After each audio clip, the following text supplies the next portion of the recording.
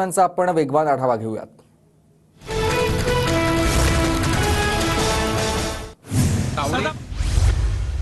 खोत यांचं वक्तव्य म्हणजेच विनाशकाली विपरीत बुद्धी। वक्तव्य चुकीचं असल्यानंच खोत यांना फोन करून सांगितलं। अजित पवारांचं वक्तव्य तर भूमिका मांडा पण त्याला ताळमेळ असंच बघा, पवारांचा सल्ला आहे।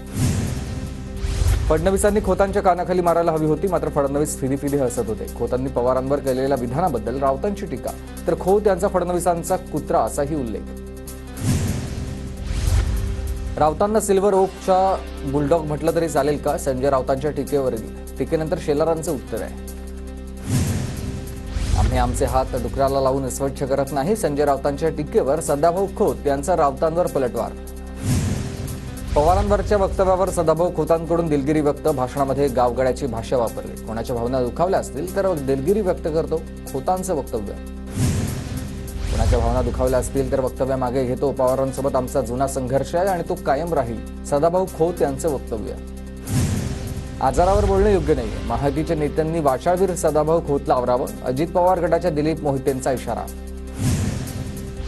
राजेंद्र मुळक, आबा बागुल, कलम व्यवहारे, जयश्री पाटील आणि यज्ञवलकर चिंचेकर यांच्यावर काँग्रेसकडून कारवाई करण्यात आली आहे, तर बंडखोरी केल्यानंच करण्यात आली आहे कारवाई। काँग्रेस पक्षानं बंडखोर उमेदवारांवर निलंबनाची कारवाई केली आहे। बंडखोरांचं 6 वर्षांसाठी निलंबन केलंय। रमेश चेन्निथला यांची माहिती। मवियावाले निवडून आले तर लाडकी बहीण योजना बंद करतील। पवार, नाना पटोले, उद्धव ठाकरे लाडकी बहीण योजना बंद करणार असं म्हणतात। फडणवीसांची टीका। मराठवाड्यात 80,000 कोटींची गुंतवणूक आणली। मराठवाड्यातील गुंतवणूक आतापर्यंत तालुक्यात न्यायची आहे आणि नांदेडच्या किनवटमध्ये फडणवीसांचा वाद आहे। इंजिन मागे आणि मनसेला घेऊन बसा, तुम्हाला बाकी काय करायचंय? पक्ष आणि चिन्हावरून राज ठाकरेंनी केलेल्या टीकेवर अजितदादांचं उत्तर। आमचं चिन्ह आम्ही कमावलंय, काकांचं चिन्ह ढापलं नाही। अजित पवारांच्या टीकेनंतर संदीप देशपांडेंचा निशाणा। परळीतील जमीन जबरदस्तीने हडपल्याचा सारंगी महाजनांचा मुंडे बंधू भगिनींवर आरोप आहे। सारंगी महाजन दिवंगत प्रवीण महाजन यांच्या पत्नी, तर सारंगी महाजन नात्यानं मुंडे बंधू आणि भगिनींच्या मामी आहेत। ठाकरे गटाचा वचननामा प्रकाशित। शेतकऱ्यांचं कर्ज, भूमिपुत्रांना रोजगार, सरकारी कर्मचाऱ्यांना जुनी पेन्शन इत्यादी घोषणांचा वचननाम्यात समावेश। मुंबईचं पळवलेलं वित्तीय केंद्र धारावीमध्ये उभं करू, मुलींप्रमाणे मुलांनाही मोफत शिक्षण देणार, उद्धव ठाकरेंच्या घोषणा।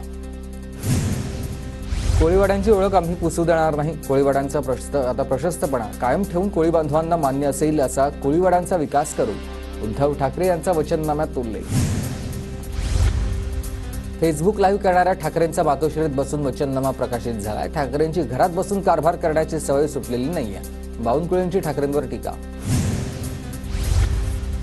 मैत्रीपूर्ण लढतीवर आज मुंबईमध्ये बैठक। मैत्रीपूर्ण लढतीवर काय मार्ग काढायचा यावर चर्चा। अजित पवारांची माहिती।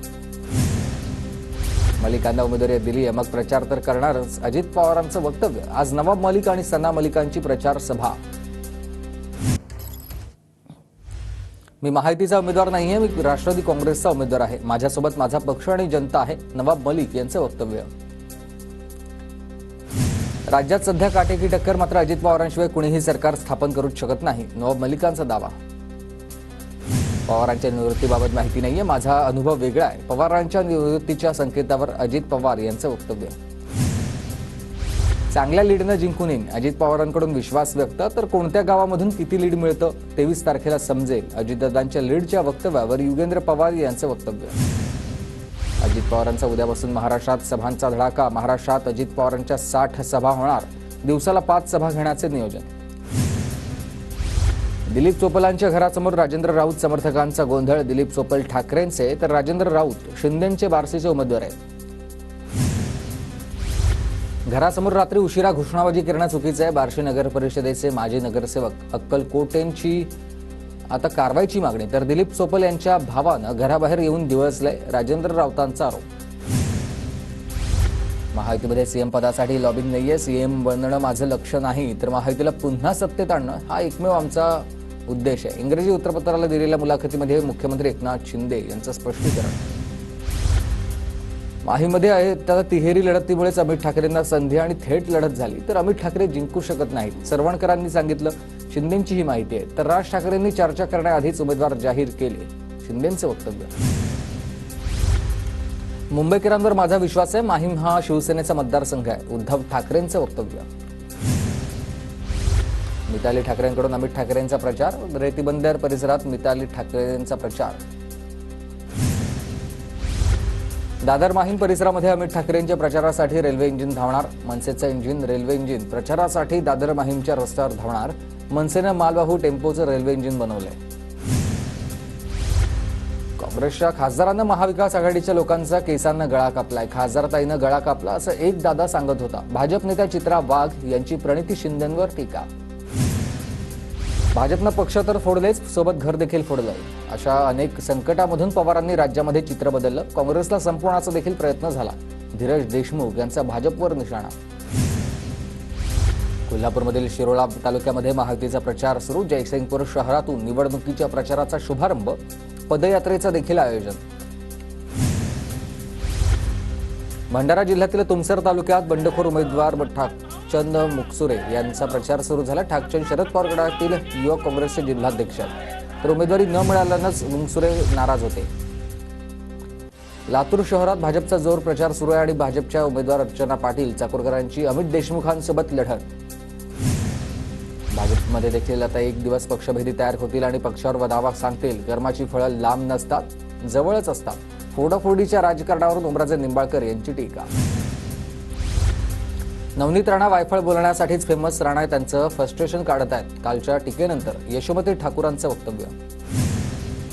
नाशिकच्या चांदवड देवळा मतदारसंघामधील महाविकास आघाडीचे उमेदवार गिरीश कोतवालांचा प्रचार सुरू, तर विद्यमान भाजपचे आमदार राहुल आहेर आणि अपक्ष उमेदवार केदा आहेरांवर टीका. रिसोड मतदारसंघाचे भाजप बंडखोर उमेदवार अनंतराव देशमुखांवर कारवाई नाही. कारवाई न झाल्यानं शिंदे गटाची नाराजी आहे. कारवाई करा, अन्यथा भाजपच्या मतदान संघामध्ये काम करणार नाही, शिंदे गटाचा इशारा. मालेगावमध्ये नाशिक मर्चंट बँकेच्या 10 खात्यांमध्ये गेल्या 15 ते 20 दिवसांमध्ये 100 कोटींची उलाढाल झाली आहे. उलाढालींबाबत खातेदार भिन्न आहेत आणि आर्थिक व्यवहाराबाबत संशय आहे. ईव्हीएम हॅक करणारे माझ्या ओळखीचे आहेत आणि 5 लाख न दिल्यास तुमचा पराभव करेन. नाशिकमध्ये ठाकरे गटाचे उमेदवार वसंत गीते यांची खंडणीची मागणी, तर नाशिक पोलिसांकडून 4 तासात आरोपीला अटक. आष्टीचे भाजपचे बंडखोर उमेदवार भीमराव धोंडे अपक्ष उमेदवारीचे चिन्ह विसरले. कार्यकर्त्यांना तुतारी वाजवण्याचं आवाहन केलं. चूक समजताच धोंडेंकडून सर्वसराव.